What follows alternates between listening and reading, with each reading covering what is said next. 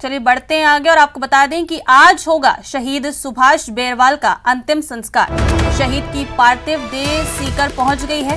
सीकर सैनिक कल्याण कार्यालय पहुंची है शहीद की पार्थिव देह। तिरंगा यात्रा के साथ रवाना होगी पार्थिव देह।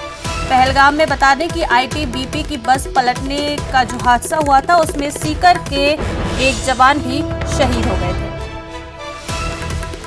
सीकर के जवान सुभाष बेरवाल का आज अंतिम संस्कार होगा, जो कि पहलगाम में आईटीबीपी की बस पलटने से जो हादसा हुआ था जिसमें 7 जवान शहीद हुए थे, उसमें सीकर के रहने वाले सुभाष बेरवाल भी शामिल थे और आज उनकी पार्थिव देह सीकर पहुंचेगी।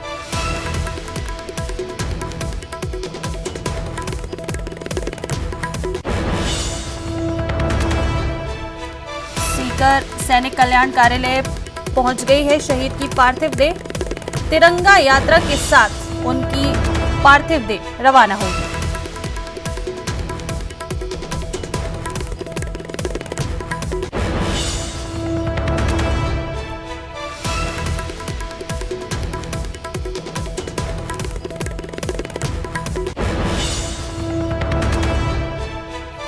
बड़ी खबर इस वक्त की, आज होगा शहीद सुभाष बेरवाल का अंतिम संस्कार। पहलगाम में आईटीबीपी की बस पलटने से जो हादसा हुआ था जिसमें सेना के 7 जवान शहीद हुए थे, उनमें राजस्थान के सीकर के सुभाष बेरवाल भी शामिल थे, जिनका आज पूरे सैन्य सम्मान के साथ अंतिम संस्कार किया जाएगा।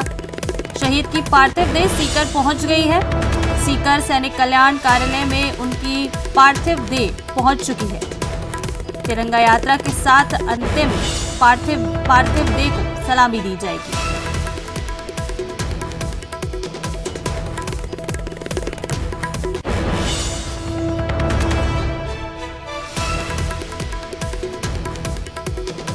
सीकर में आज होगा शहीद सुभाष बेरवाल का अंतिम संस्कार। शहीद की पार्थिव देह सीकर पहुंच गई है। सीकर सैनिक कल्याण कार्यालय में उनकी पार्थिव देह पहुंच गई है और यहीं से तिरंगा यात्रा के साथ रवाना होगी पार्थिव देह। बता दें कि जम्मू कश्मीर के पहलगाम में आईटीबीपी की बस पलट गई थी जिसमें सेना के 7 जवान शहीद हुए थे। उन्हीं में राजस्थान के सीकर के सुभाष बेरवाल भी शामिल थे। ज्यादा जानकारी के साथ सहयोगी संदीप हमारे साथ मौजूद हैं फोन लाइन पर। संदीप, क्या कुछ जानकारी है? आज अंतिम संस्कार किया जाएगा। जी बिल्कुल, देखिए जो शहीद सुभाष बेरवाल जो आईटीबीपी के जवान थे और जम्मू कश्मीर के पहलगाम में जो आईटीबीपी की बस पलटने से शहीद हो गए थे, इसमें तो कुल 7 जवान शहीद हुए थे, जिनमें से सुभाष बेरवाल सीकर के धोद इलाके के शाहपुरा गांव के रहने वाले थे और देर रात इनका पार्थिव शरीर है वो यहाँ पर सैनिक कल्याण कार्यालय सीकर पहुंच गया और उसके बाद अभी फिलहाल जो तिरंगा यात्रा की तैयारियां चल रही हैं, कुछ गाड़ी को सजाया जा रहा है और इसके बाद यहाँ से सीकर से ये तिरंगा यात्रा शुरू होगी और गांव तक तकरीबन 30 से 35 किलोमीटर का जो इलाका है उस पूरे इलाके में ये तिरंगा यात्रा निकाली जाएगी। उसके बाद जो पार्थिव शरीर है वो शहीद के घर पहुंचेगा और वहां से जो अंतिम यात्रा शुरू होगी और पैतृक गांव में अंतिम संस्कार किया जाएगा।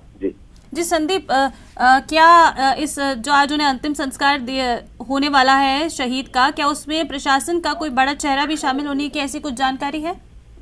देखिए, क्योंकि प्रशासन के भी सभी लोग शामिल होंगे, जनप्रतिनिधि भी शामिल होंगे और शेखावाटी इलाके में तो यहाँ के जो जवान हैं वो सबसे ज्यादा देश की सीमा पर शहीद होते हैं, तो ये जो बहुत ही बड़ा लवाजमा इसमें जो उमड़ेगा, बहुत ही बड़ी संख्या में यूथ शामिल होगा, बहुत बड़ी संख्या में ग्रामीण और आसपास के लोग हैं वो शामिल होंगे और बड़े तैयारी के साथ जो पूरी ये तिरंगा यात्रा निकलेगी, जिसमें जिला कलेक्टर से लेकर के पुलिस अधीक्षक और तमाम जो प्रशासन के अधिकारी हैं वो शामिल होंगे। इसके साथ साथ जो स्थानीय जनप्रतिनिधि हैं, स्थानीय जो अन्य पार्टियों के सभी पार्टियों के नेता हैं वो शामिल होंगे और बड़ी जो तिरंगा यात्रा है वो निकलेगी और शहीद के जो पैतृक गांव पहुंचेगी। उसके बाद थोड़ा सा मैं ये भी बताना चाहूंगा कि जो सुभाष बेरवाल हैं ये 3 भाई बहनों में सबसे बड़े थे और 2018 में इनकी शादी हुई थी और अभी फिलहाल इनके जो माता पिता हैं वो घर पे हैं, देर रात तक उनको भी जानकारी नहीं दी गई थी। और